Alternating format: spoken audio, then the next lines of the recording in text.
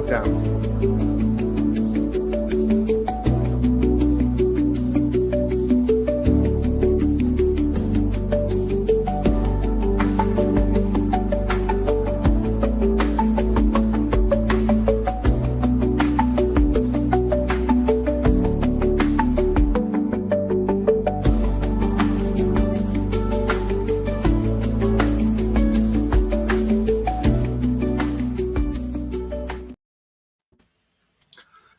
Hello and welcome to Coffee, Buses and Politics. I hope you're all very well. We are, of course, about a quarter of the way through the year 5786, and at least according to the Hebrew calendar. But for people using other calendars, Happy New Year, particularly Stephen, because he does particularly appreciate those greetings. Happy New Year, yeah, we're at the start. Happy New Year, Stephen. Yeah, we're at the start of a new year, and so as is traditional, we're going to review last year, and we're going to go through month by month and talk about what happened. And the idea is that we'll do about 5 minutes on each month, which would be about an hour. So I expect we'll be finishing at about 11 o'clock tonight. Are we going to put a timer on? Should we put a little timer on? Yeah, well, I think, if we keep an eye on the time at least. Yeah, okay. So that is the grand plan. Without further ado, Alex, do you want to do January?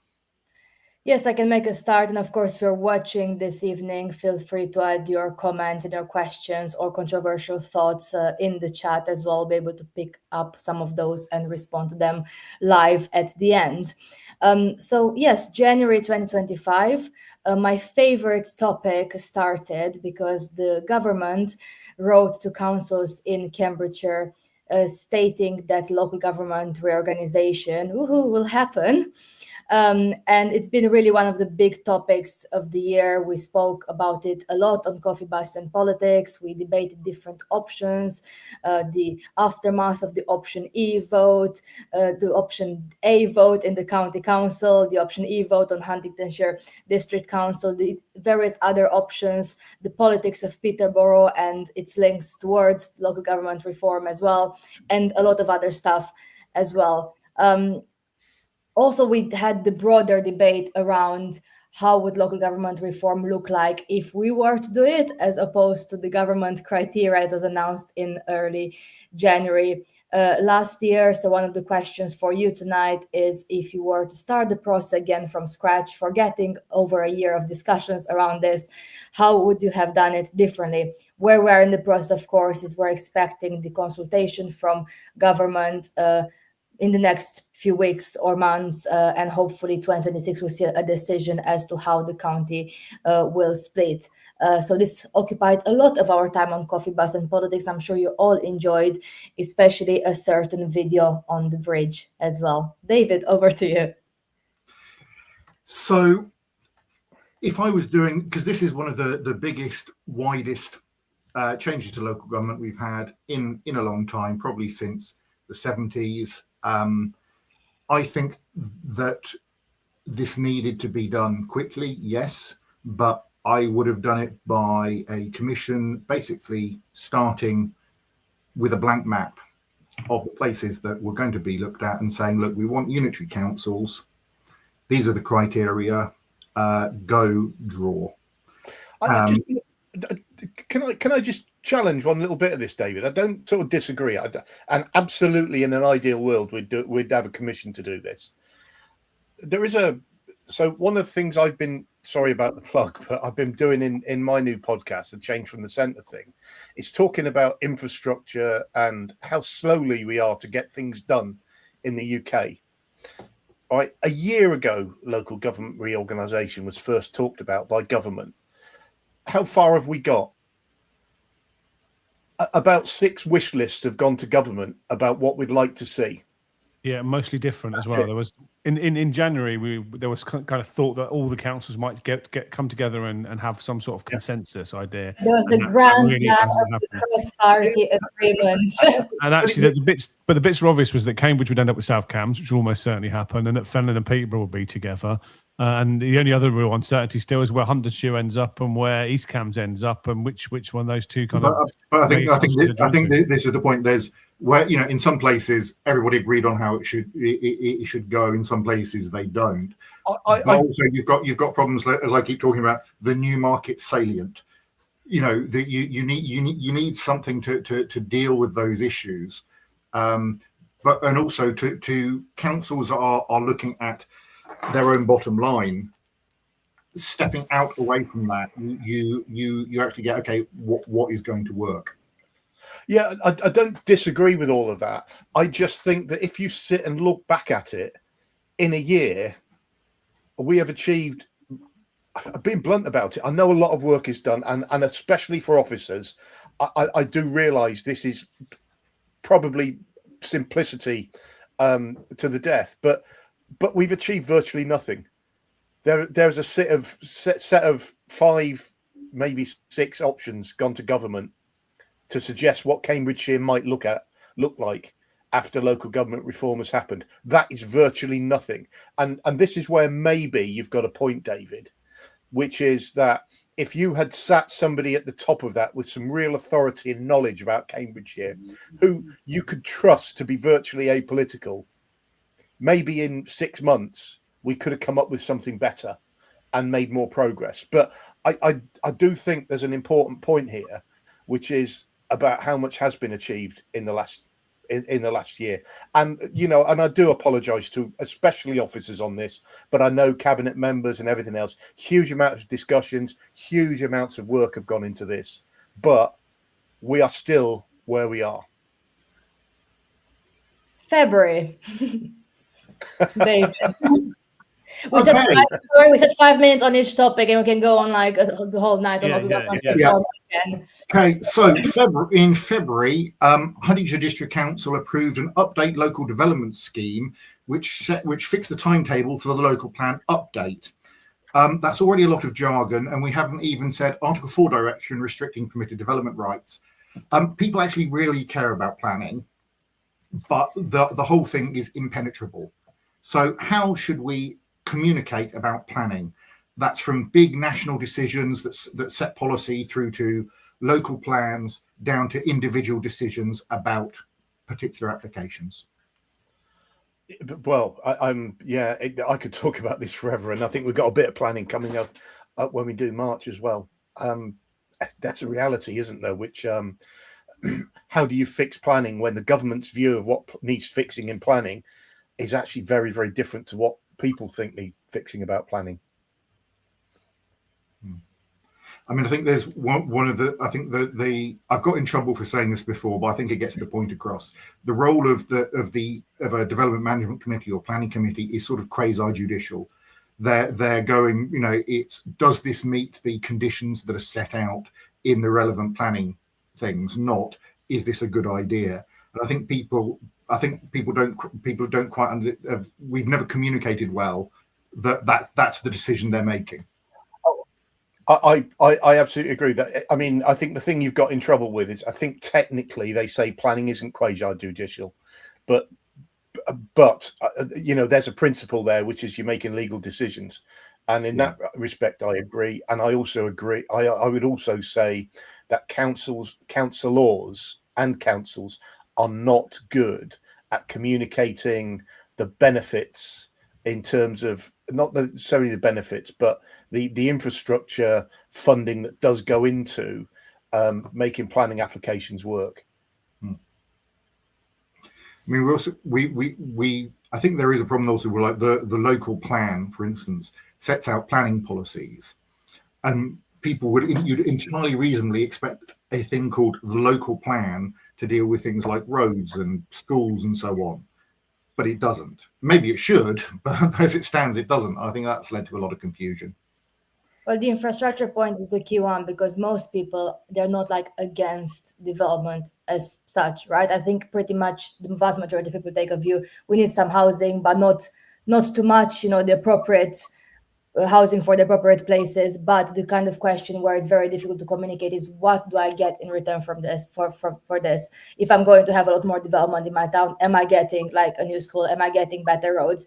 Because a lot of the public perception, whether rightly or wrongly, is that we're not getting anything. In fact, we're getting more traffic, we're getting like more issues, and we're having a worse deal as a result of more development in the area. And I think until you kind of break that perception, actually show examples where this is done properly, where it actually does work and does bring in benefits to the local population, I think you'll have a lot of opposition anyway, because for a lot of people, like for me including, it's like, okay, if I'm going to have a massive business park next to my house, or like, a massive housing development, which is totally unaffordable for me personally, am I getting anything else for the community or for local schools or for the local infrastructure? And I think that's the argument where it would persuade me to say yes to it, as opposed to, no, I'm signing the petition against it. I absolutely agree with that, and but part of that is about communication. The schools thing. If you get your local plan right, that's where you enable the planning for where new schools are going to go. As an example, and well, you can see that over in St Neots. They've had new schools over in St Neots. Yeah, not new secondary schools though, which is a bit of a complaint. But that's there's lots of new primary schools because new estates attract new people, but getting secondary provision is more difficult. But I get your point. It should be included in that. But I will give you an example. So I'm talking quite a lot here, so apologies for this. But I'll give you an example of a comparison between Huntingdonshire, which has a local plan, and Whittlesea, which effectively doesn't. It's got a local plan that goes back to 2010, I think it is, but which also has a 250 home windfall policy, which effectively means that any development up to, I think it's 249 homes actually, has a presumption in favour. And what that means is you effectively don't have a plan, because you have no idea where a lot of large development is going to happen around Fenland. How many new schools have we had in Whittlesea as a consequence? Despite significant growth in Whittlesea, the answer is none, because you can't plan for it, because you don't know where the housing's going to go. And there's a difference, and you can see in Huntingdonshire that new housing has happened. New housing has happened. New schools have happened. Roads is one of the things with the mayor having a strategic oversight with planning. I think that's one of the things that should significantly improve. The only thing the schools have come, but often they've come quite late. So, like the one for Alconbury Weald, the secondary is sort of happening now, and that has, in the meantime, caused actually quite a lot of issues for other schools in the area, having to sort of cope with the extra people, extra students, and so on. I genuinely don't know the answer to this, but is that part of the framework that was put together for Alconbury Weald, or is it late according to that framework? Because one of the first things that happened at Alconbury Weald was a primary school. So I think it was late according to the framework. The thing is, I think, but don't hold me to that. The proposed. I mean, obviously these get into quite complicated, difficult things, but I always wonder if you build a school that is designed to be extended, to be expanded, so that when you've got a few people, you have a small school, and as you need it, you can expand. But it's you have that with GPs and so on, and you've got the various problems with education is done. So what I don't know what's funny. No, we're just in time's up. We're going to keep doing time up symbol. Mate, oh, I'm sorry. It doesn't matter. The only thing I'd say the thing I'd say about local plan is that lots of the councils involved in LGR, including I think Fenland, have just given up work on a local plan. Where at Huntingdonshire we've doubled down to get ours done because we think, and finished before LGR, because we think it's our legacy as a council and it's our way that will influence in the future. I just want to say, actually, update. Fenland have announced that they are recommencing their local plan process. They're starting again from the beginning, which means they've wasted a lot of work. And I hope, and money. Well, yeah, absolutely. I hope that some of that comes about because I was so aggressive about the lack of a local plan when I stood for election unsuccessfully last year.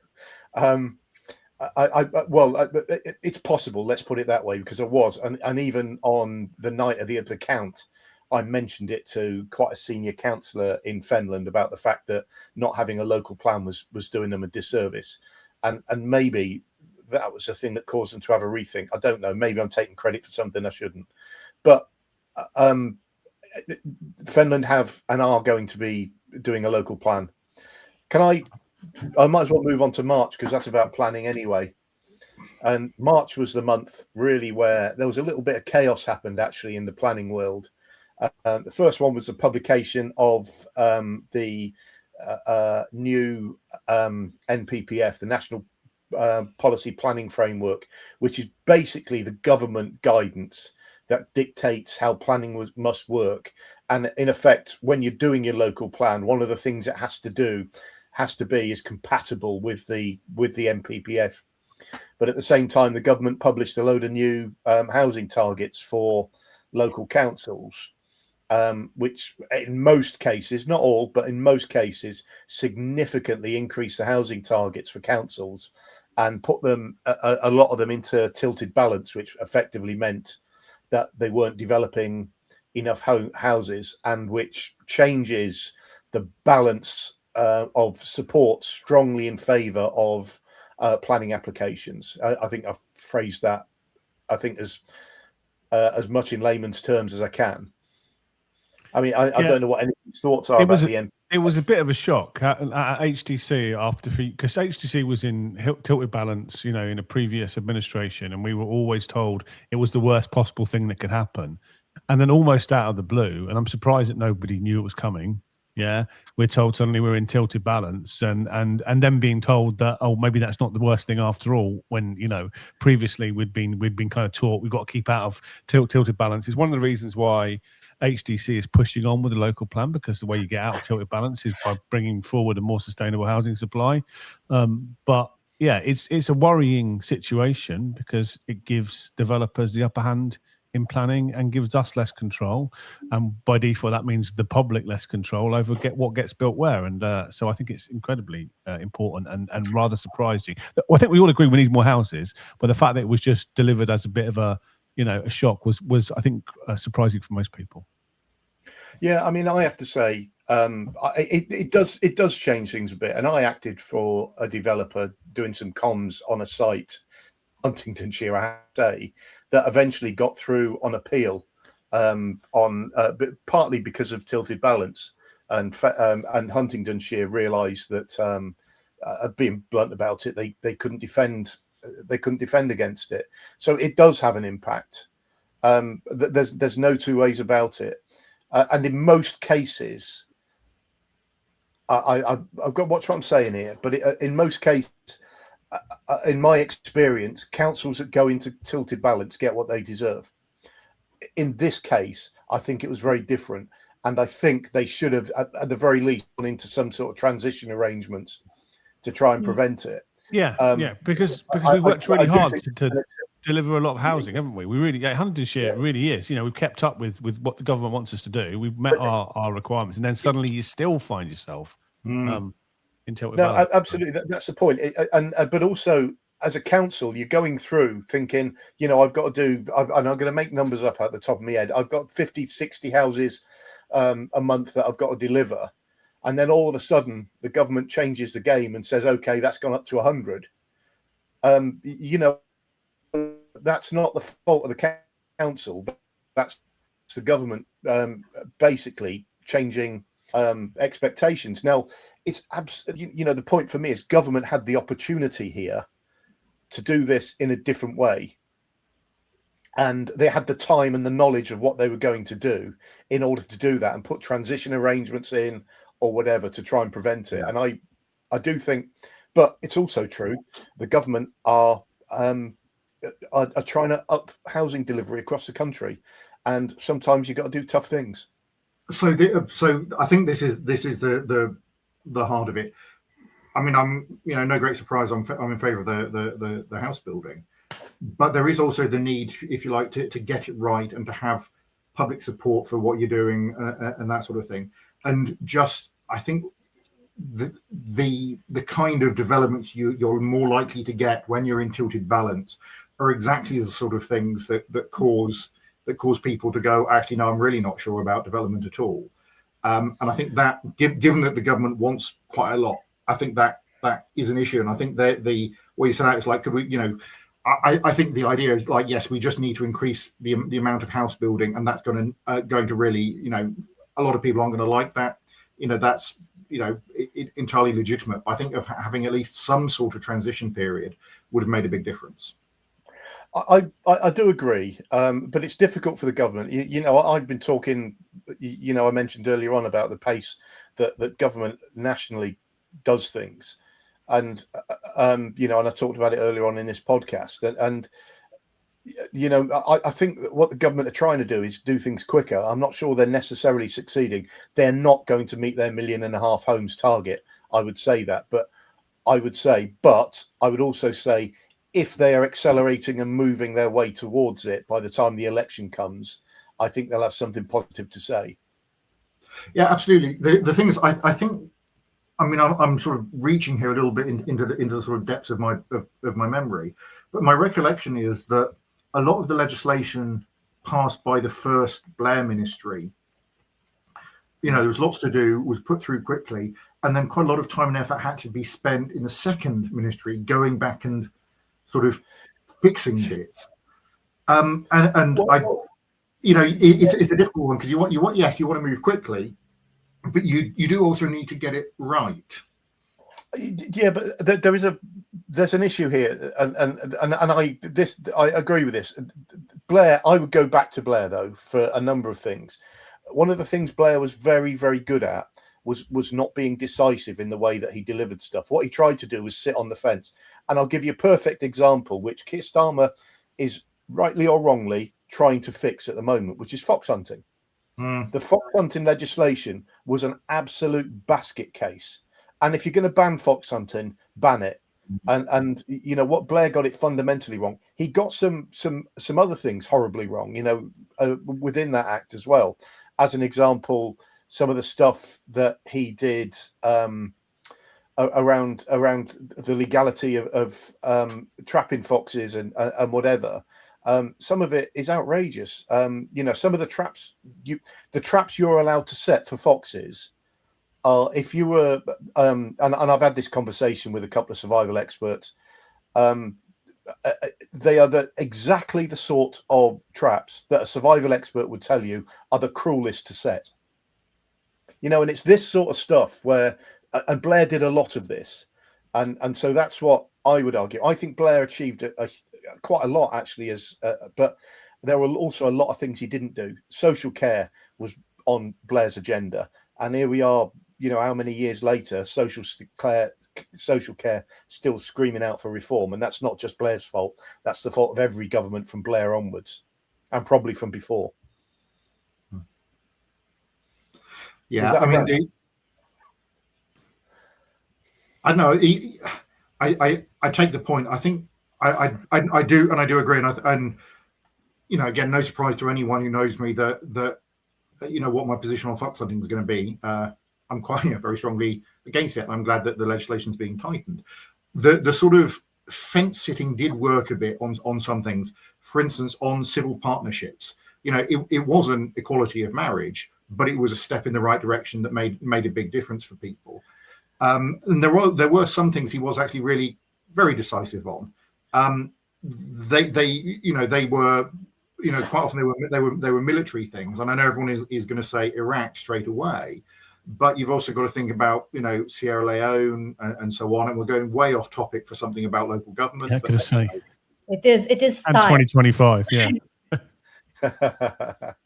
Yeah, I think I will put like next month, next to Stephen. If the next month is not 5 minutes, I'm going to put one of those like live timers on screen with 5 minutes. Let's do it. Make a very loud sound and like stop the podcast if anyone is going off topic.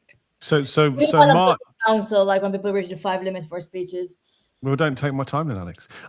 Well, April was Nick Johnson's last month as mayor. He was mayor of Cambridge and Peterborough for 4 years.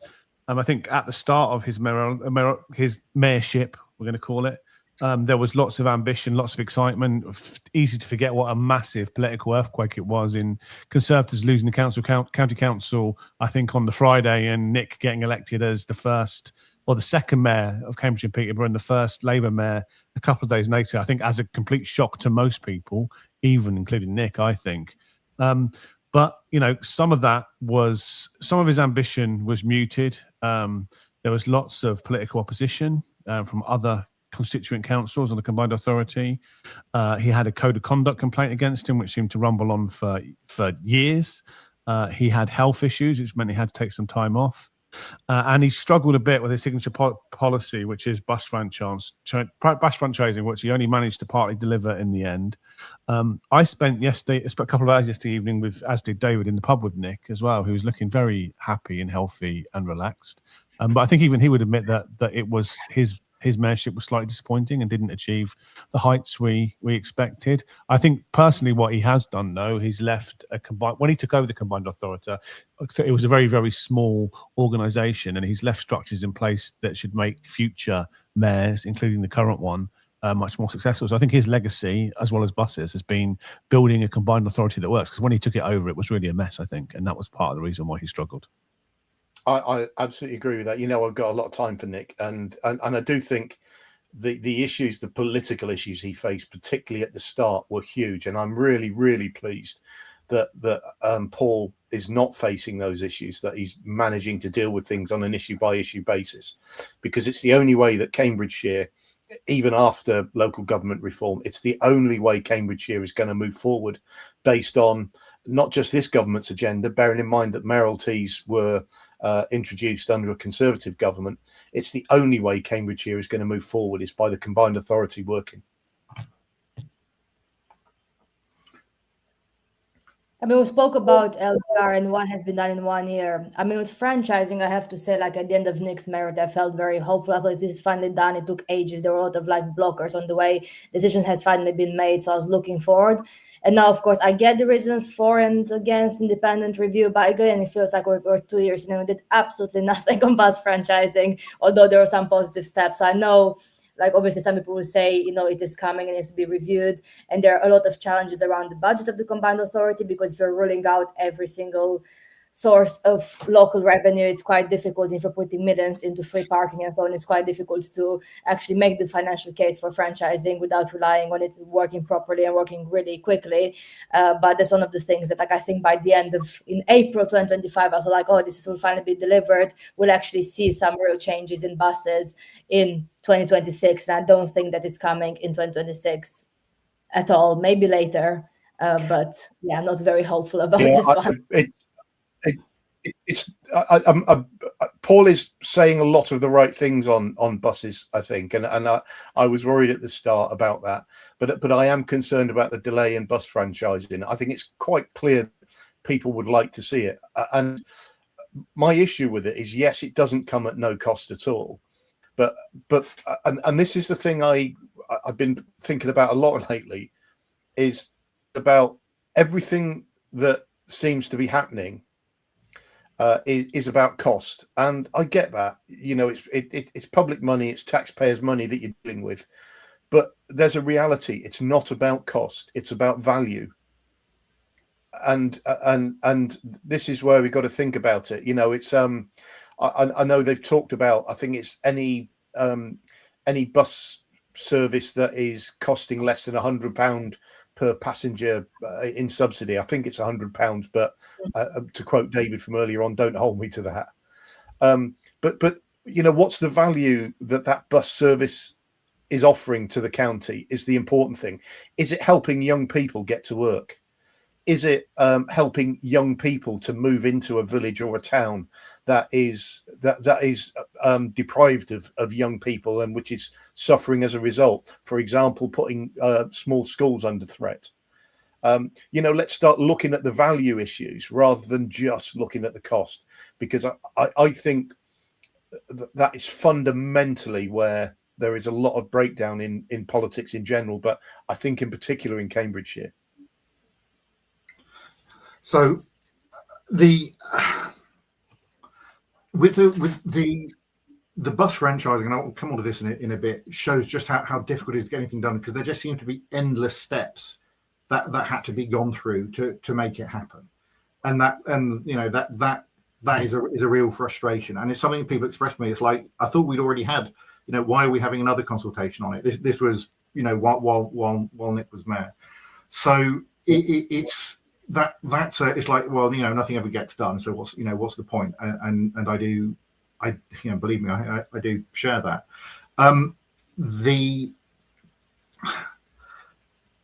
I think the other thing is we need to, and it's a point I've made in a couple of places, is we need to look at this in terms of how people are going to move around Cambridgeshire. We've got things, we're spending an awful lot, where everywhere is, on getting some kids to school. If we want the town centres to do well, something that might really help is if there's a late bus that you can get home, so you can go out for a drink and not worry about it. That sort of thing. We've got a late bus from Peterborough to Whittlesea, and it's fantastic for exactly that reason. I can go into Peterborough, I can have a few beers, I can have a few more beers and a few more after that, and then get on the bus and cross my legs till I get home. Coffee, Buses and Politics asks you to drink responsibly, but yeah, no, it's exactly that, and that's, and the thing is, that might not even be getting back from Peterborough to Whittlesea. It could be getting around, getting from the pubs in the centre of town in Huntingdon out to wherever, or getting, I don't know. Now there are costs to them. We've also got a lot of growth coming, particularly in this neck of the woods. And I don't know that it's going to work particularly well if everybody there has to use the car for every journey. And so I think we also want to think about it in the buses in terms of how people are going to move around Cambridgeshire in 20 years' time, say.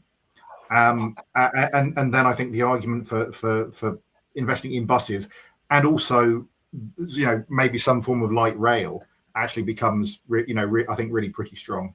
Well, the issue with that is because we work in political cycles, we never speak about this long term. Like the kind of whole debate around, by the way, there's no such thing as, the thing that really annoys me in political debate, there's no such thing as free stuff, yeah? There's no such thing as free parking. It's paid by something else that could be paid on buses or another thing. I mean, you can take the view you want free parking over buses, or that both can be possible at the same time, but there's no such thing as a free bus or free parking and so on. So before people start commenting about that, there are political choices to be made. And I think it's very easy to review things forever and then blame your predecessor or someone else for not delivering it properly if you actually don't deliver the thing in the first place. And that's one of my concerns. The more you delay it, the more you lose momentum on a certain decision that has been made, the later you live it. And then it's very easy to say, actually, sorry, guys, it didn't work out. Like, I tried my best. I had the review. We don't have the money now because I want to do some other things. And it was all the fault of Nick Johnson for setting up wrongly in the first place. I mean, I don't take that view, but that's something that politically can happen, like on franchising. That's good. I hope it doesn't, but it's something that can happen. There is a real issue. It goes. I've said this before about the pace of delivery in the UK, and I think it's significant. And I could talk about what I've said on my podcast in relation to this about defence, but it's a big issue, and part of it is about politicians making decisions, and this is where we go back to the planning thing. At least a politician at the top made some tough decisions. I'd say that about local government review as well,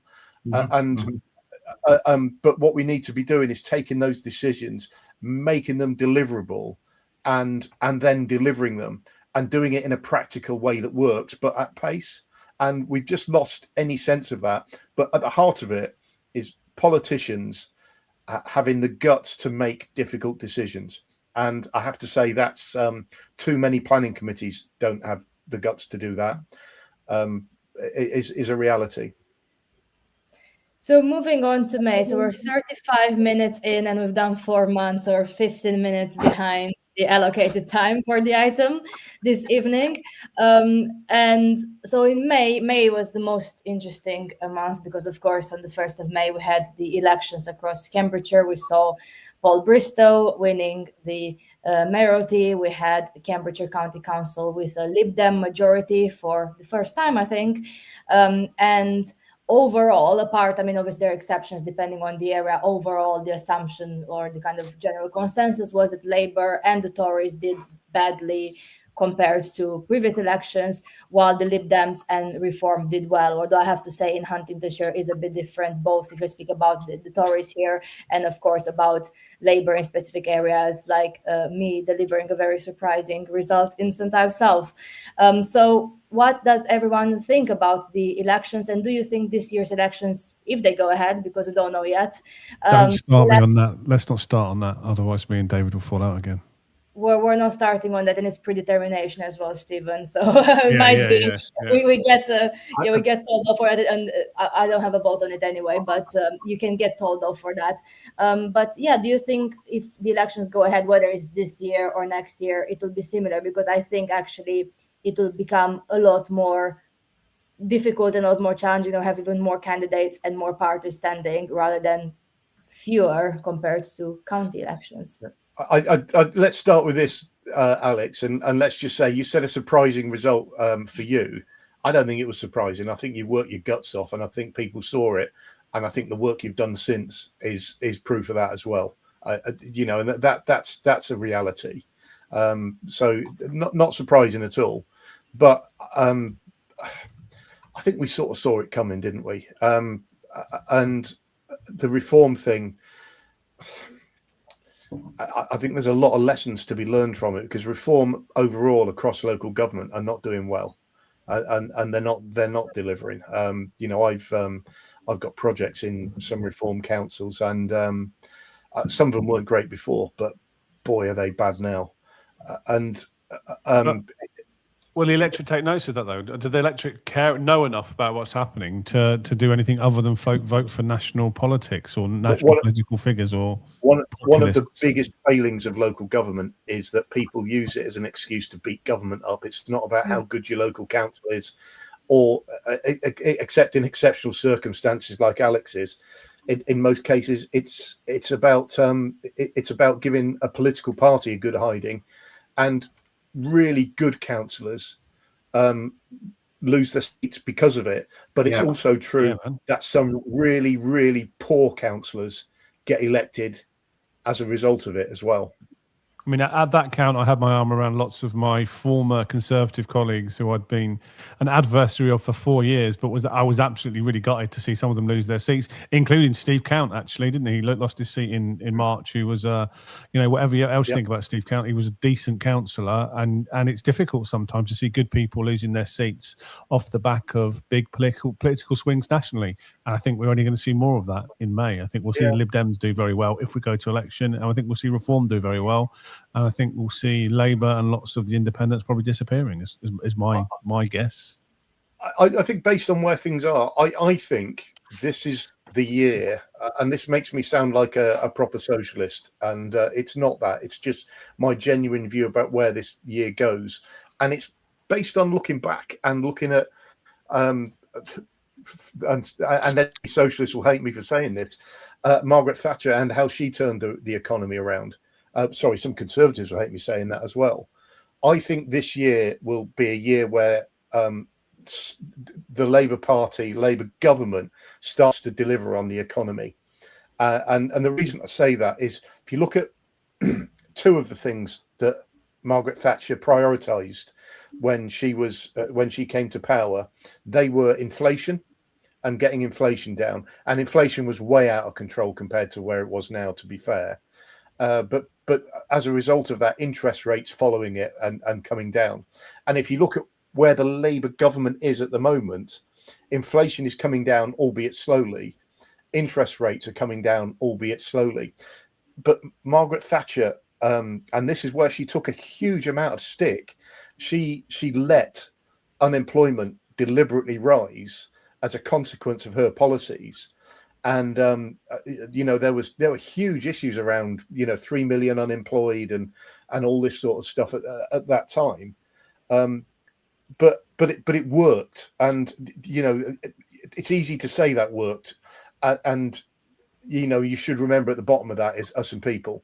But it is true, and if you look at what the Labour government are doing at the moment, as I said, inflation's coming down, interest rates are slowly coming down, and actually, as a consequence, unemployment is actually rising, and some of that is about benefits that need sorting out and stuff like that. I think this year we might start to see some signs of growth in the economy this year. If that starts to happen before May, the impact of reform, in particular, on the local elections will be less. But I don't think May's enough time to start to see it, to be honest. Well, and also to get the narrative across. I'm not sure that Rachel Reeves will necessarily thank you for comparing her to Margaret Thatcher, but in that particular respect. I'm not sure it's necessarily deliberate, but you can see the same things happening, and I think it's important to recognise that. Yeah, the other thing is as well. At that time, Margaret Thatcher was also, despite all that stuff, despite what today we'd call austerity, was able to invest in some of the things that she really wanted to invest in.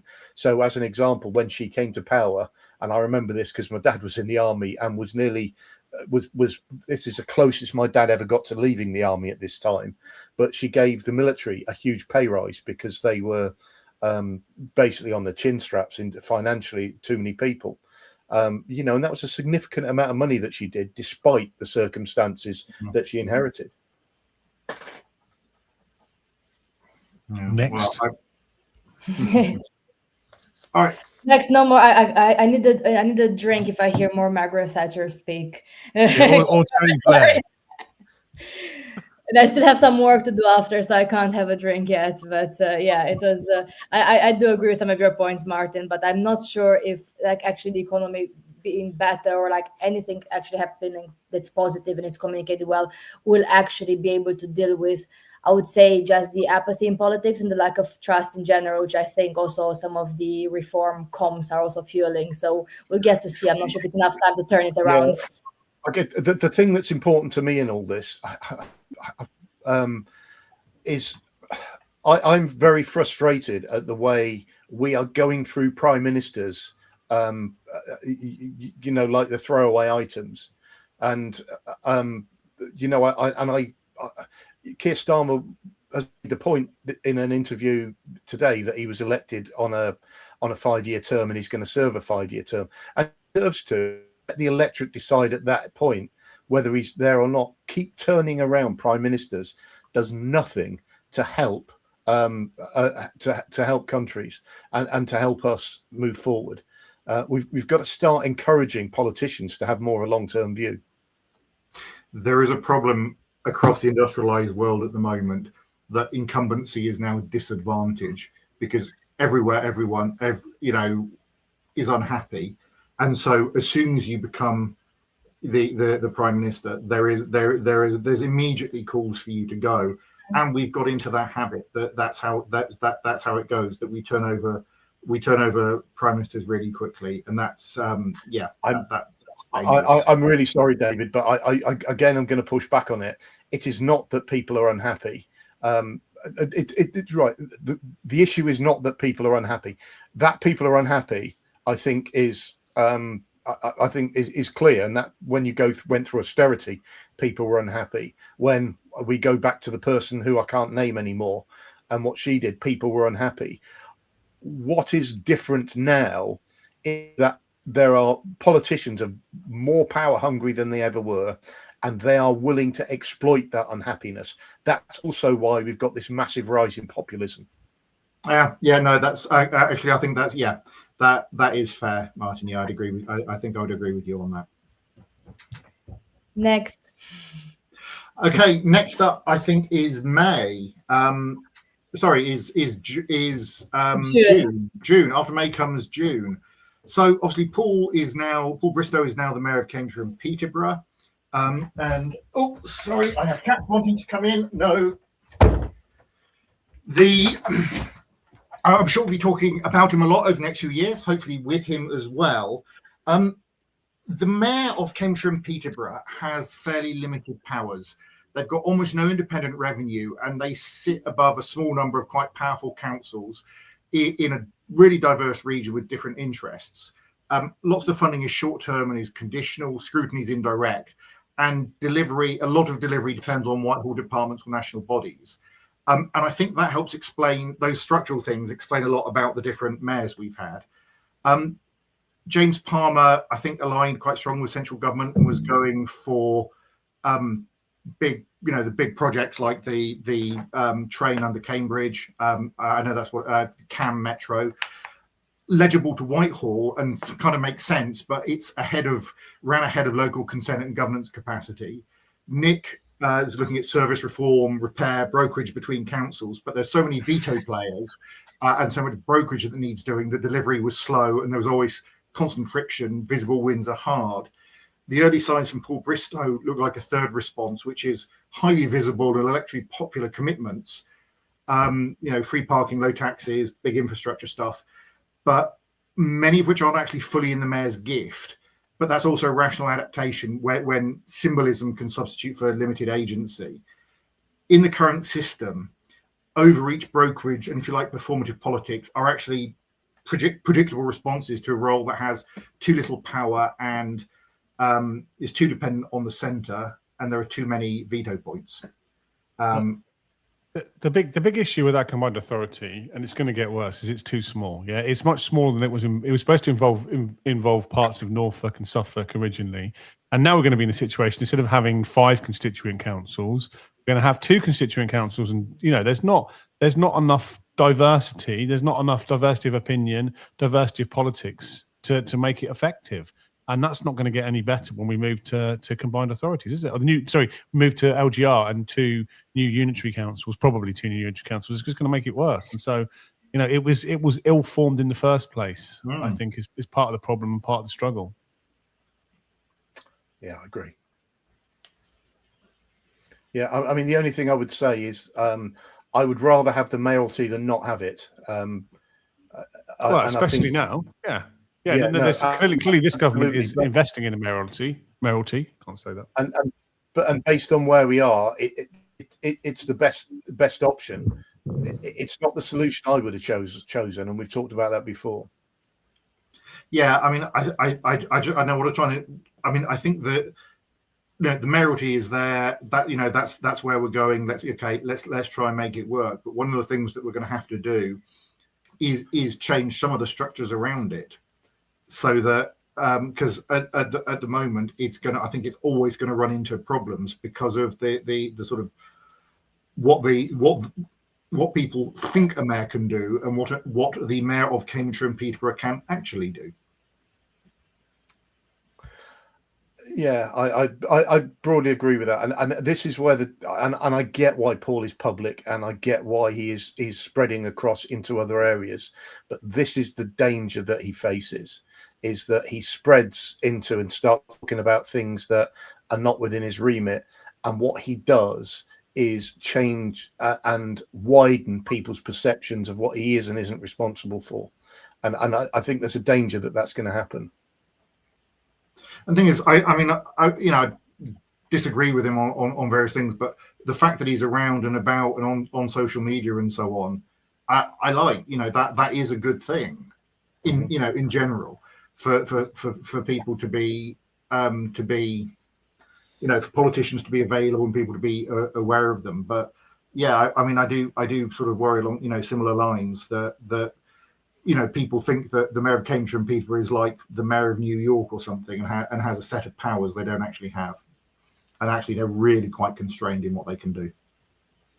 Yeah, what I would say, I think, obviously, I agree with you, David. Presence is positive, but it shouldn't substitute for actual delivery. And I think the more you do presence and videos and press releases and stuff, it actually takes away time from actually focusing on certain things that you actually have power over. So I think it's actually a challenge to have that balance. A lot of politicians, I see this in a lot of MPs of different parts across the country, obviously, because politics becomes more personalized and more about your own record and your own delivery, especially when the the main parties are really struggling at the moment with the rise of reform and, obviously Greens in some areas as well, is this emphasis on like, look, that's me everywhere, I've done this, here's me doing a little video on every single like issue under the sun, which actually takes away, then you don't actually know what you're actually doing in your job, as opposed to what you're showing off that you are, in each place, or which pubs you're going to, or which cafes you're supporting. So I think that's like, whilst that's all great, I think you shouldn't substitute for actually you try and deliver some big things such as getting franchising going or whatever it might be,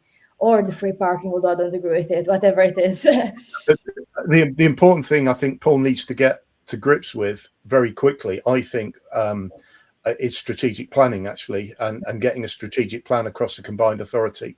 I think it's really, really important, because that's something that will help pull the county together in terms of delivery. That's already, isn't that starting?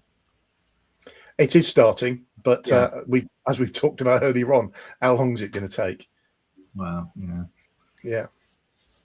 Are we going to move on to July now then? Next, yeah. Yeah, and apologies to Andrew Jones, but this is mine. July was a month when the 4-day working week sort of hit the national headlines. It hit national headlines a few times before that, but South Cambridgeshire's 4-day working week and the rights and wrongs of it hit the headlines, and there's big debates to be made, to be done about this, and it basically is, should they, and is this something that local government should be championing, experimenting with, or is it something we should let others do? And the thing I would say about this is, I remember a debate from 4 or 5 years ago where there was criticism of civil service and the civil service, because a lot of civil servants were basically working 4-day weeks. And I think it's got to start somewhere. And my view is, in 10 years' time, virtually everybody that's doing an office-based job, and a lot who aren't, are going to be working 4-day weeks.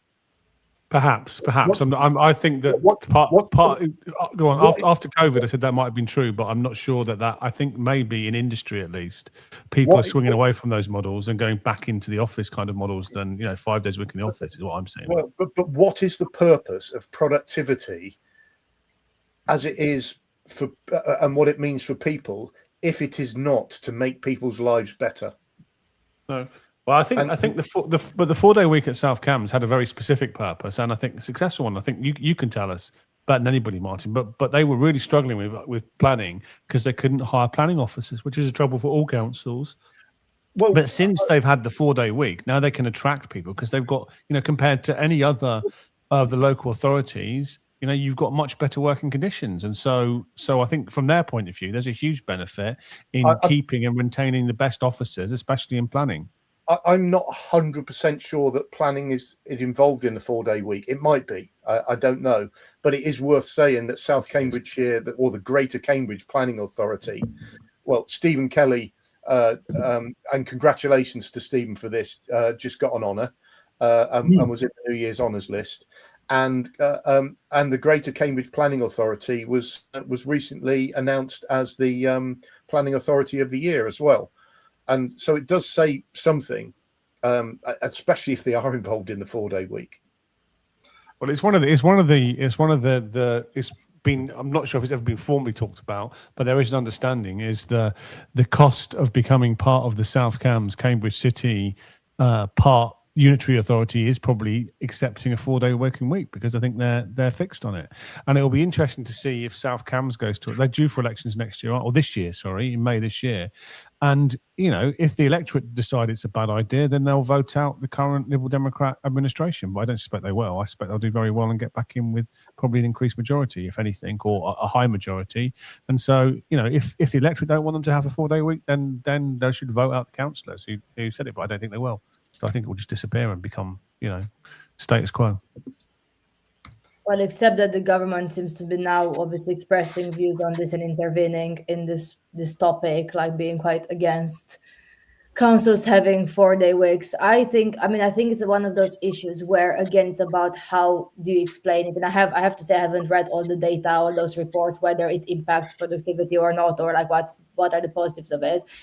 I see it from, like, I guess, the public perception of why some people are against it, because they see it like what they see already. They already have a negative view of councils, or councils not delivering enough, or like already having their services reduced and like cuts over the years, and obviously the spending power of the councils declining over the years, and they don't see value for money, and therefore it's very difficult to make an argument that, like, yes, if you work for a council working a 4-day week, where I'm working like a 6-day week, and paying for my mortgage and my bills and so on, any kind of like compare, because to be honest, everyone thinks from their individual perspective, and if you can't sell that argument, of course you'll get opposition towards it, because people will see it's unfair. I'm getting maybe you're saying like, oh, the roads are getting worse, like everything's getting worse around me due to whatever it might be, things that are outside the whether you have a 4-day week or not.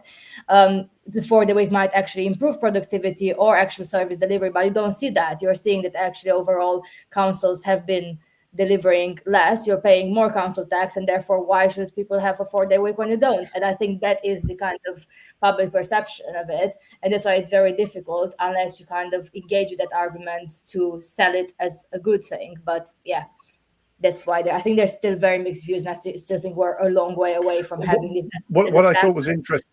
What I thought was interesting about what I thought was interesting about the recent exchange of letters between the minister and the leader at South Cambs is that the leader responded to Stephen Reid's challenge, I thought, really effectively by quoting some of the improvements and the status and some of the stats surrounding South Cambs and their achievements. And of course they can be disputed and whatever. And the minister's response to that, which was pretty much, I still don't like 4-day weeks and I don't think councils should be doing it, didn't really deal with the point that Bridget made, which is that actually this is helping us to deliver. Yeah. So, and I think this is the thing.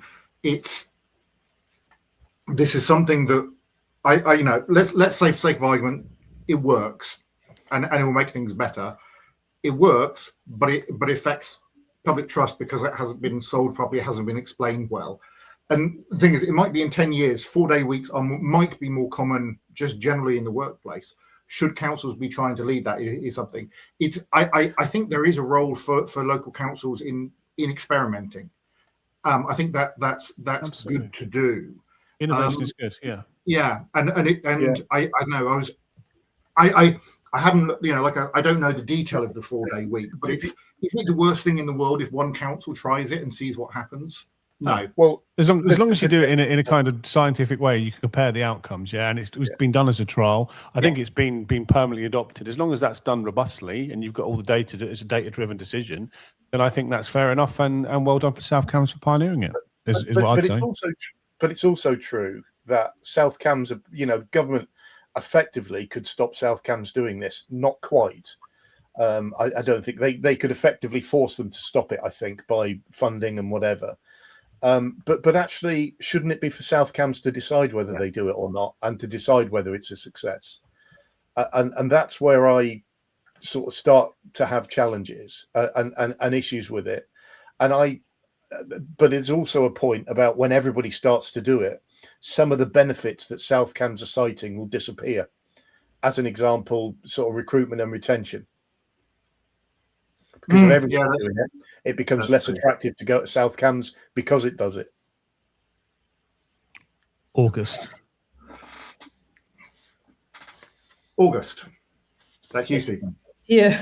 Is it? Oh wow! Sorry. Okay, so as is often the case in local government, summer is all about consultation. I think because it's a quiet period for most people. I think that officers trying to get their consultations out over the summer gives people time to respond. But we had quite a lot this year. So we had 20-mile-an-hour speed limits. We had a consultation on the A141, a consultation on the local plan, and also, of course, lots of different half consultations on local government reorganisation. And I think there's been some pushback from the public, some of whom I think are a bit bored of consultations, a bit tired of consultations. But they are really important, aren't they? And I think it's really important for us to find out what the public thinks. And my issue with them is probably that we don't get enough engagement, or we get engagement from kind of different sides of the argument, not in the middle quite often. So, we need to do better with consultations, because I don't think we get anywhere near the level of response that we need to. What do you guys think? As somebody that does consultation for a living, my view is we should do less consultation, but put more time and effort into it to get it right.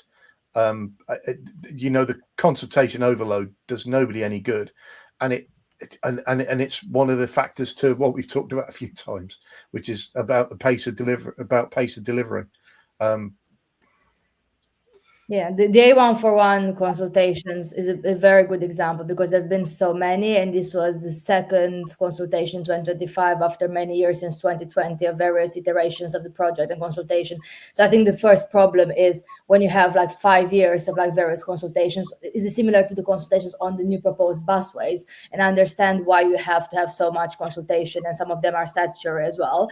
But from a public perspective, you think, well, I already responded to that like 5 years ago, and then 2 years ago, and then 3 years ago. Why should I even bother? Nothing has changed. So it is the pace of delivery. But also, I think what Stephen mentioned about those half consultations or non-consultations, they do damage trust in actual genuine consultations. Because when you got a consultation on local government reform on like, please tell us why you support option A and what the benefits of option A are, obviously someone who's against option A, I look at it and say, I'm not even bothering, because I know very well the leadership of the county council will go for option A, and there's absolutely nothing I can do unless people are missing from the vote to avoid that outcome. Like literally, like what is the point of me even engaging, because they'll just select a series of letters from the parish councils that are supportive, as opposed to the parish councils who are not supportive for the paperwork, for the agenda. So like, because I know this, as a councillor, I can think, why should I even bother? Because I know what the preferred outcome is. And that's what's damaging public trust. And that's very different from the other types of consultation I've seen, which are generally about, doing drop-in and engagement and like more creative ways to consult, or citizens' assemblies. In many councils in London are trialing that, and other forms of consultation, which are generally about what you think and shaping the proposals. The LGR consultations did not help.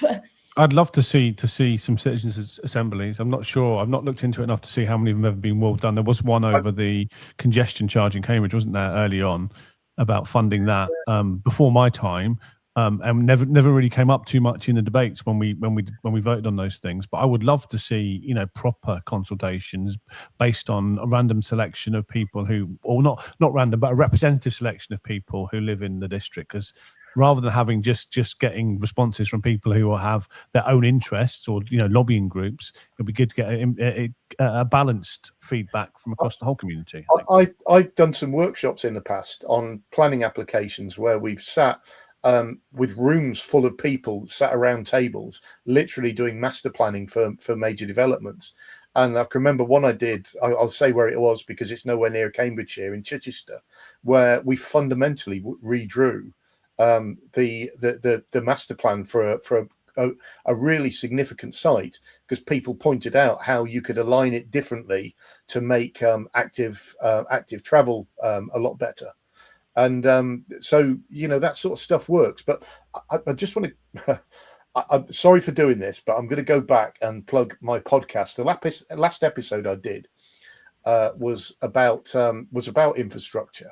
And one of the things about infrastructure and the pace of delivery, which is why I got quite passionate about it.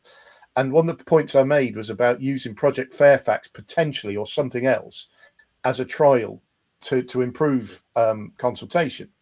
And so the point being that we sit down, some of the great and good, with no real axe to grind, to sit and talk about not just consultation, but infrastructure delivery, how we speed up delivery, because we need to deliver on defence a lot quicker than we're currently capable of doing.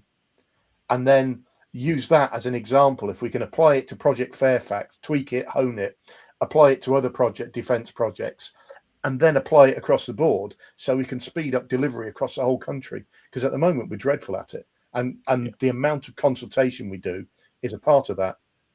So that's Martin's YouTube for the podcast. Do subscribe. And I think when I'm not sure it is, but if you search, sorry, That's yes, right. It's because I've changed things. Okay, see if you can find it, Martin, and post all the links. Yeah. But the other thing is, I think that we also, if we want to make consultations better, we also have to get used to not having consultations. So we should have a consultation when there is a question to be answered, and it is right that politicians take decisions and not consult.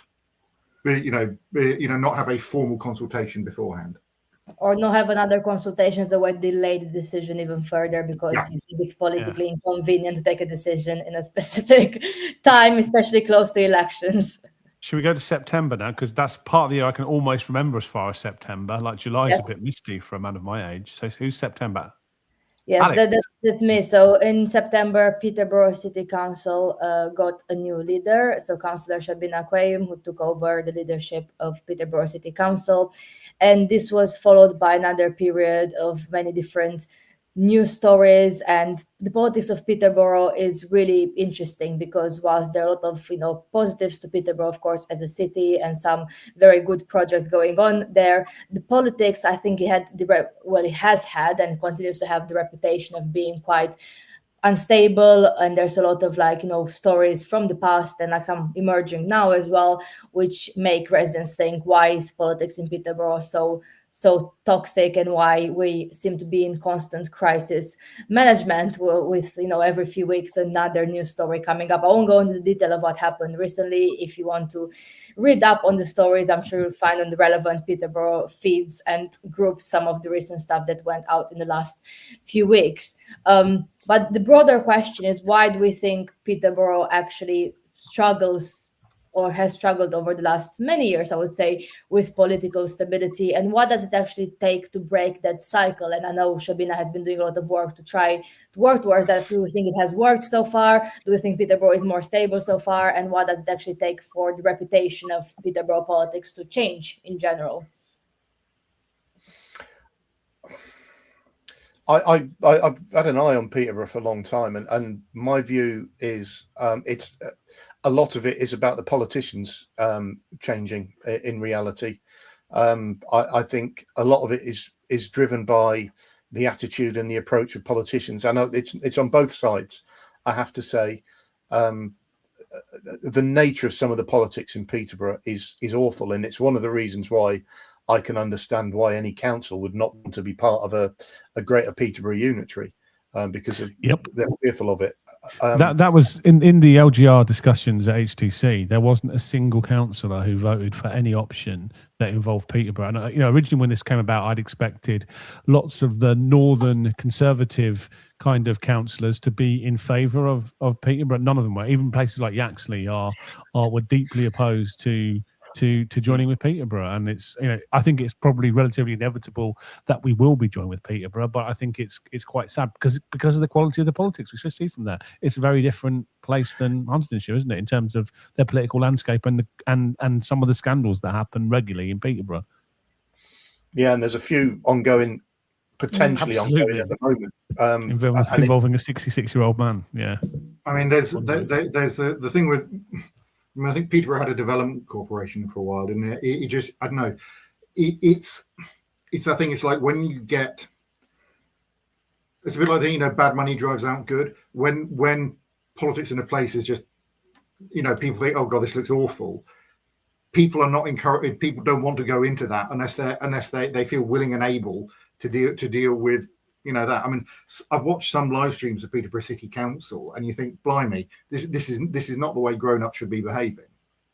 Yeah, I have it one. I have to say it's really unfortunate because I think there are actually some councillors of different parties there, including obviously Labour councillors, who are actually trying their best and they're very good. But the reputation of Peterborough over the last many years and some of the scandals that happened there, actually anyone who thinks about LGR also thinks about the reality is anything containing Peterborough will probably be a no overall control or like a mix of councillors. You have to think who do I actually want to work with, and do I want to be involved or associate with some of the stuff that's going on? I think unfortunately many councillors, especially from the north of Huntingdonshire, like now with the option D, are thinking about this because you're thinking realistically, can I work effectively cross-party or otherwise? Because I think it's very unlikely one single party will have overall control of whichever type of Peterborough Council will be there, and you have to consider those things, whether you want to be anywhere near some of the stuff that happened in the past there.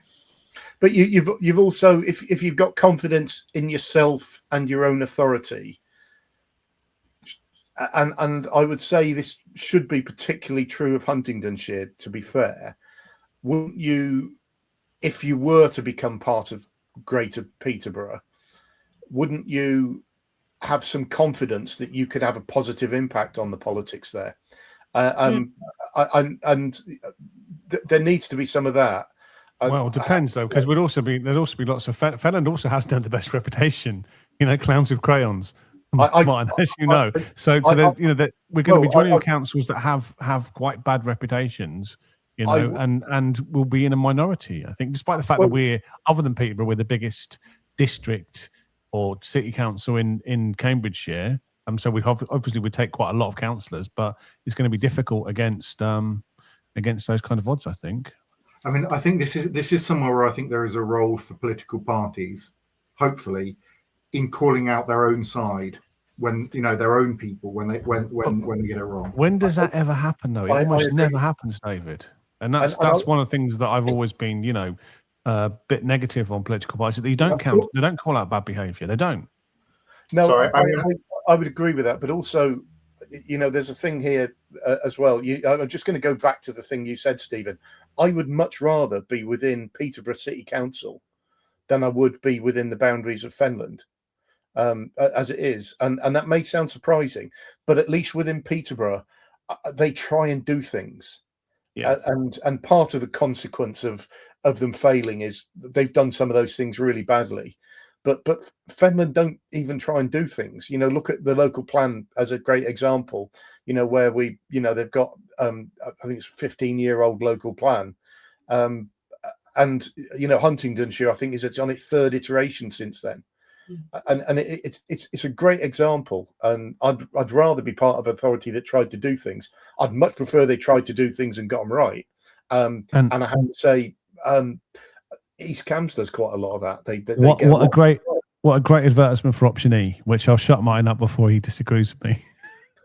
I do think, to be fair, I think, I agree with Martin. A lot of things actually happening in Peterborough and progressing. I think, unfortunately, because when we speak about LGR, it's also the public perception, what residents also tell us as councillors, is the fact that if you're actually not following council meetings or the committees there and so on, you are seeing only the scandals, right? Like from the media and so on. That's your understanding of Peterborough politics, and that's really unfortunate, because if I was a councillor there, I also will do my best not to have that perception. I know many councillors in Peterborough are working towards that, to actually make sure that any wrongdoing is reported, that actually there's justice in some of those things, and the reputation does change, and I do applaud them for trying that. But unfortunately, from a public perspective, when people are like, well, we don't really want to be with Peterborough, it's also because they see all the stuff that has been happening, which is not the fault of the majority of councillors there who are trying their best, but it is unfortunately what people see and read in the media and on groups and so on.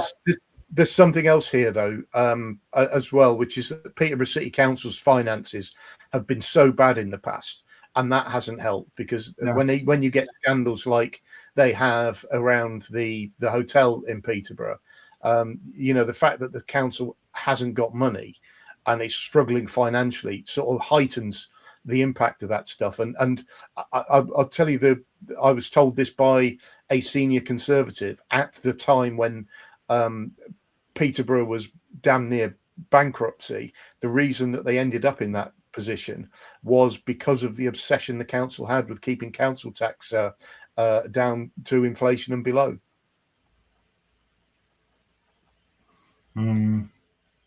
Next. Yeah, next has been over an hour. October, sorry, yeah. So October was when an issue around rural roads started to become apparent, and the issue about rural roads and Fenland roads, which are basically built on peat, started to become recognised, because our road system basically started breaking down. There's a bit more to roads around Fenland, certainly around Whittlesea, than that.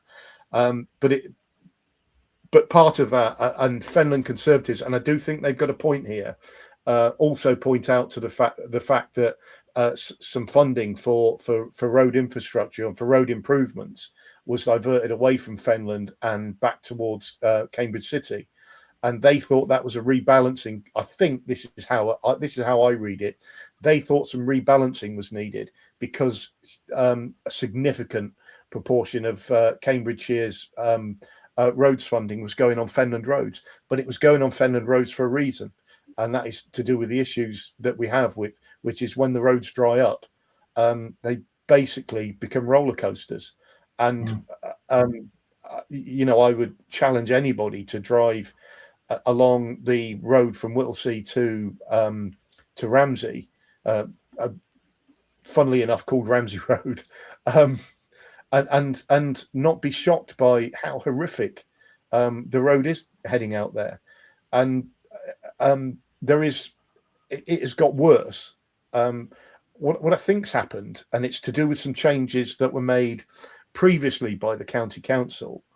What seems to have happened is they changed the materials they're using to do the road. So the little bumps, whereas loads and loads and loads of little bumps is what happened in the past.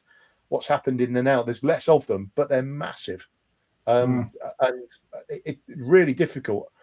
And there needs to be some thought about how we do it. And Paul Bristow has urged government to put more funding into Fenland roads. I'm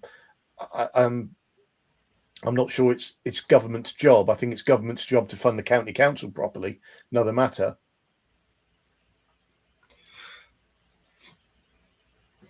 So is that it? No, I know. It's. I don't know what I'm trying to get at. Is it a case of with those roads is whatever you do, they are just going to need more maintenance more regularly than other roads because they're on Fen. Yes.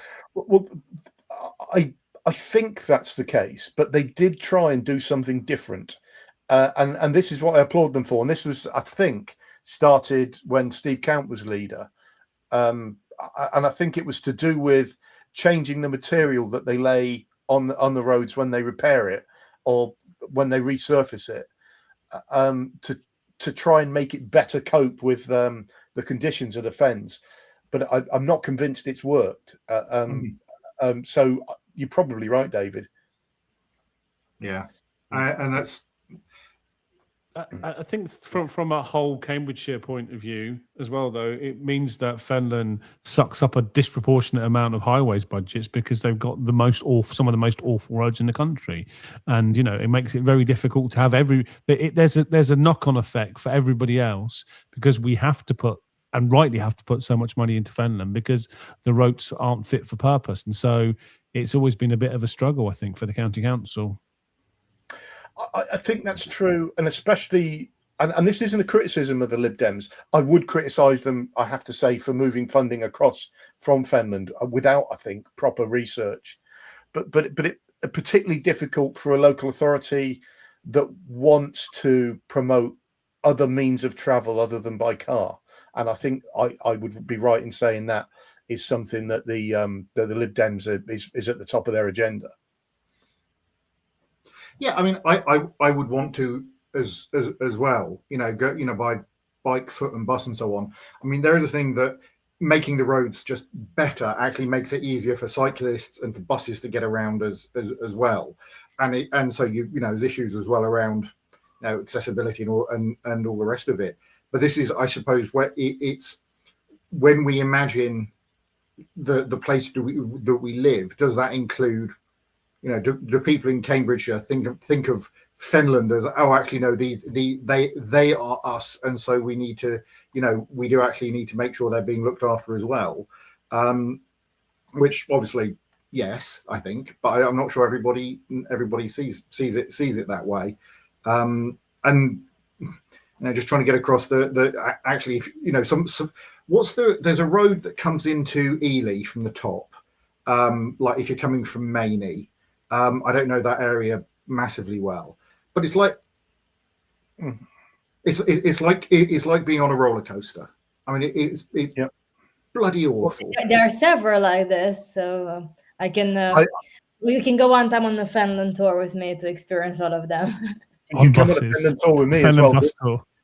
The road from Whittlesey to Ramsey, which is a bus route, by the way, is particularly, it's probably the worst one I've seen. One of the dips in there. There's loads of, they have to mark them now. They're so bad. They're really, really awful. I had I went out for some drinks with somebody before Christmas, and his wife picked us up and dropped me off in Whittlesey before heading home to Ramsey.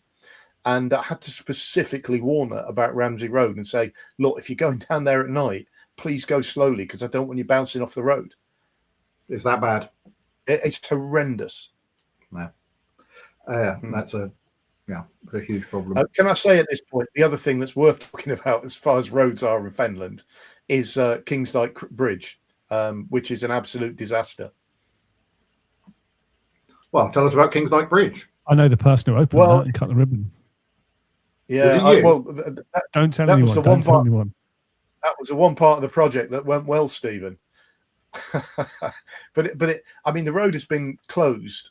We had one lane closed more than the road has been completely open since the bridge was opened, and it's still currently closed, and it's due to open, I think, at the end of January properly.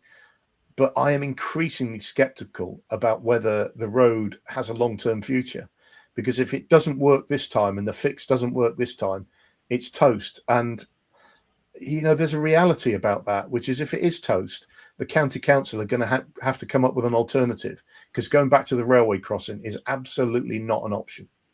And in terms of local politics, who takes responsibility for that? Because it was Ralph Butcher was the guy who spent most of his political career working towards that, along with other people. It was a county council project. It was open when I was a county councillor, but politicians have no influence.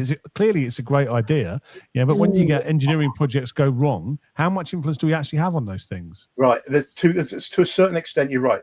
And me and Ralph Butcher, when we were on the county council, pushed for that decision. And well done. When I was leader, the solutions we were talking about were actually around things like a temporary diversion of the A605, creating a temporary crossing so that you could effectively build the bridge across the route that the A605 takes now. And that changed. And what changed, I think, was that I think, and I might be wrong on this, was that the CPO that they had to do freed up some space for commercial development and stuff around the site as well. And I think that's what happened. And Jones Brothers managed to convince them that it was the right solution. But there was a public consultation done at a point when the price for the current route was escalating beyond what was originally proposed. And that's where I think politicians could have made a difference, because the consultation basically pushed residents to a point where, and this was the comment I made in response to it, where it pushed residents to a point where they almost had no alternative but to back the existing proposals again.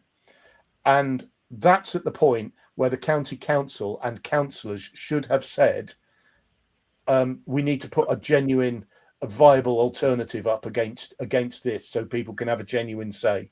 That's where I think they could have made a difference. Consultation again. November? So November, the various councils submitted their LGR decisions, and everything goes up, months of debate and consultation, then suddenly everything is with ministers in Whitehall. So we ended up with A, B, D, and E being submitted. C isn't going anywhere.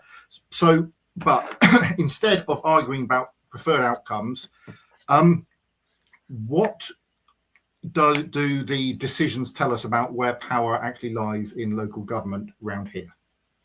Well, I think apart from in Huntingdonshire, which is run by a coalition of people, I think lots of these decisions were taken on political, gerrymandering grounds, especially the county council decision, and the way I think the county council behaved in not voting on all the options and voting on one of the options which benefited the incumbent Liberal Democrats, I think was disgraceful. I'm sure Alex would agree with me. I think in Huntingdonshire we did it the right way. We talked about options, and we came to almost we were split between two options, but we came to an almost not unanimous, but a cohesive agreement between C and E, and eventually went for E. I was proud of the way our council did that, not very proud of the way the county council behaved, and I will be very, very angry at my local Liberal Democrat councillors for the way they voted forever. Yeah, you said about gerrymandering. Let's be clear that you've got a Rainbow Coalition-run district council that has come up with the same proposal as the Conservative MP for Huntingdonshire has. No. Sarah Conboy came up with that proposal, and Ben Abisi-Jekti has agreed with us, which was very helpful. And again, another mark of him being a decent MP. And all of the Conservatives, and most of the coalition members all agreed on option E, and so that's a good sign of people coming together and coming to a unified solution. I agree with you about the county. I don't think the way the county council went about it. I don't think it covered them in glory. I don't. My concern about the unitary. I applaud Huntingdonshire and the approach they're taking and their case that they've made for it. My only concern is that I think it will get dismissed quite quickly by government, and I have concerns about how that will reduce Huntingdonshire's ability to influence the final outcome. Well, I think this was one of the at least I've heard people saying that actually they might have preferred E, but Huntingdon might have been better off going for saying like E's not going to happen. So what should Huntingdonshire throw its weight behind to make that more likely to happen? Not sure, but it's. I mean, the other thing is like if E were to happen, that I think people need. There are less efficiencies of scale with a smaller council. But also the worst possible option for Huntingdonshire is the split that's been proposed. The option E. Which splits Huntingdonshire in half, and my fear is that will end up happening to Huntingdonshire because of that.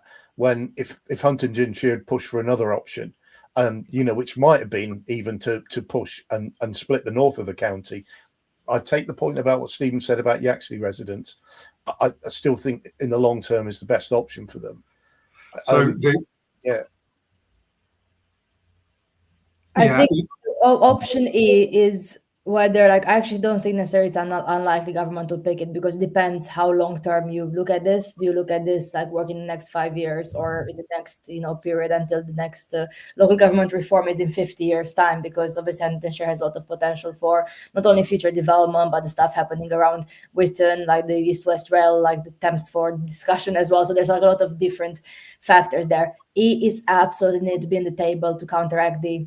You can't only have one option on one unitary option for government, because if government actually ends up preferring smaller councils across the UK, across the areas of LGR, then you just end up automatically with D.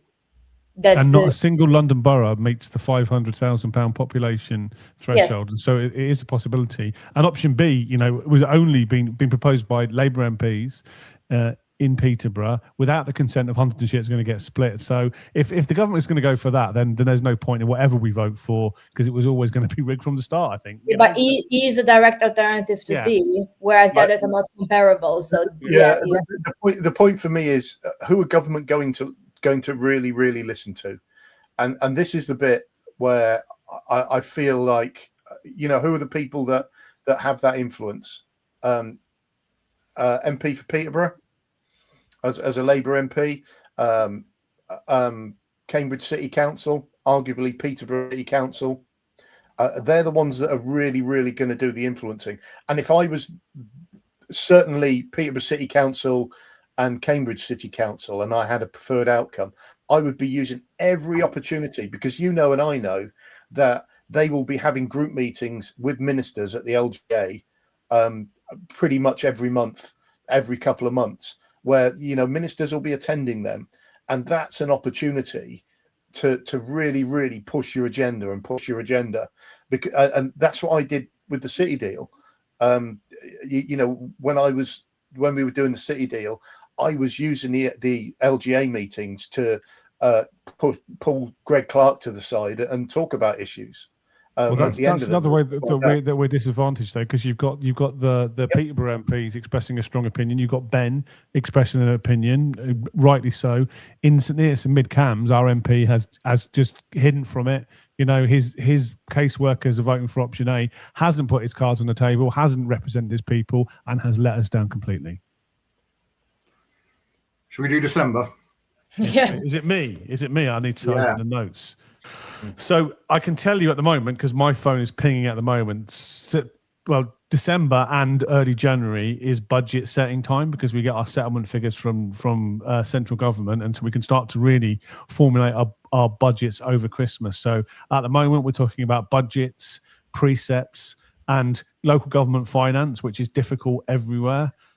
It's a pretty grim backdrop to everything we talked about tonight. It's the thing that probably influences everything. There's not enough money. Being a council is about resource allocations, and we don't have many resources. Residents will complain that council tax keeps going up.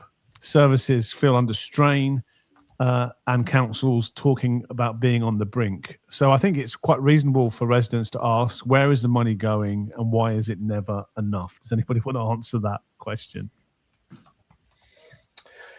Well, I mean, if you want me to answer, a big part of the answer is social care, and the cost of social care. Social care is far and away the big budget ticket on a top tier council, and it is something that has gone unreformed at least since Tony Blair's time as Prime Minister, and probably from before, as we talked about earlier on. And what everybody does is, when social care gets into crisis, somebody throws a bag of money at it, and it goes away for a few years, but it is going to keep coming back unless you want our population to stop aging. That's a reality. If people want life expectancy to keep increasing, then they have to expect that the cost of adult social care is going to keep increasing too. And if that's the case, we've got to find a mechanism that funds it that's better than what we've got at the moment. I agree. I mean, I think there's a couple of things. One, I agree. There is just a need for money. There's also the need for your own money, so that councils can actually raise money themselves rather than being dependent on central government. And the corollary to that is that central government is getting less. Yeah, I agree with that. And some councils by default, are able to do this. There's councils, as an example, that own town centres and get revenue from business, from rent and stuff like that. There are councils that have set up housing companies that have done it well. But there's also councils that lose lots of money on business ventures, don't they? And that's a risk. And I would often argue that councils aren't the best people to run some of these things, because if people are good enough making money in the private sector, they'd probably be working in the private sector and not as council officers. So I think I'm not sure that's always true, but I was thinking more that in terms of tax base. So at the moment, you've got the council tax and some of the business rates and so on. I think for councils to be able to have just more room for manoeuvre on that would be a big deal.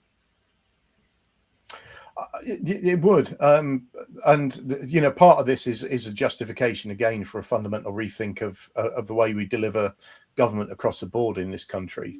In truth, part of it is a need for more honest conversations rather than just finger poking.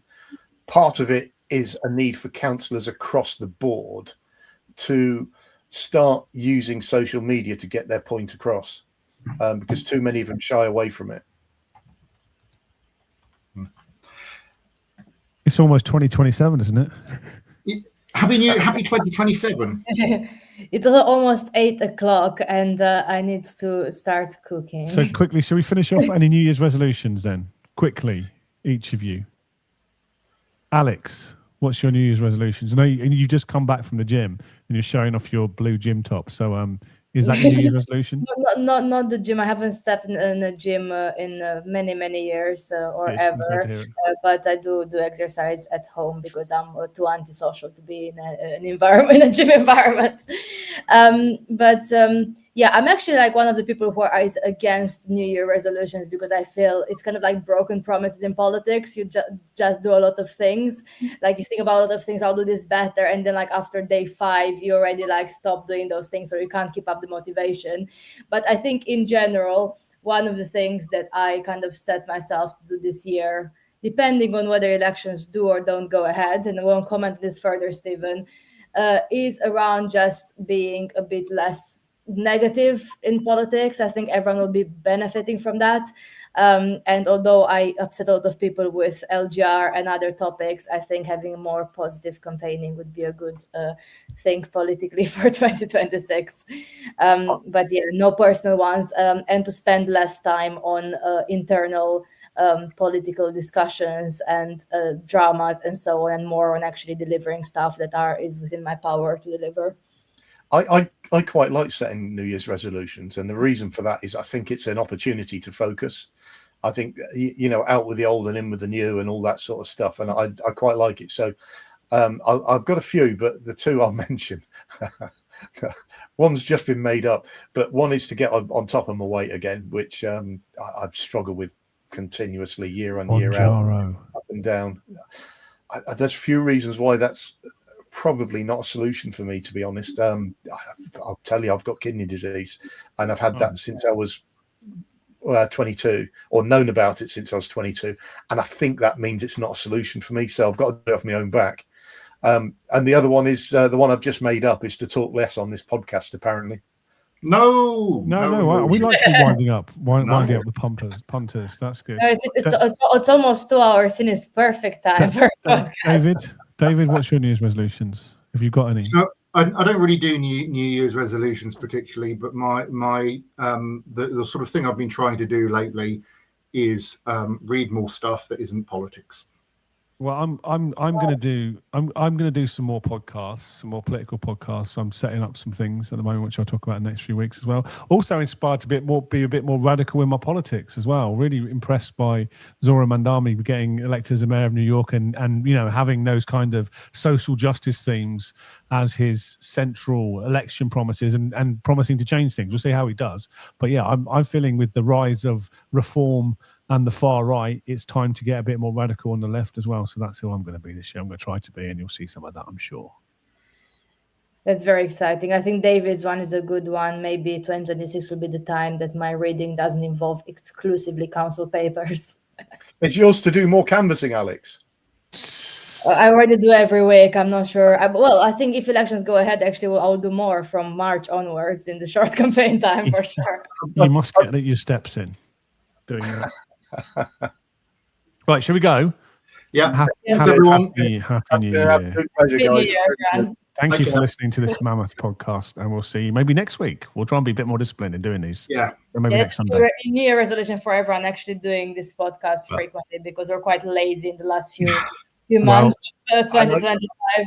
And I get huge amounts out of it, and it's great to see so many people engaging. There's 114 the number at the moment. That's great.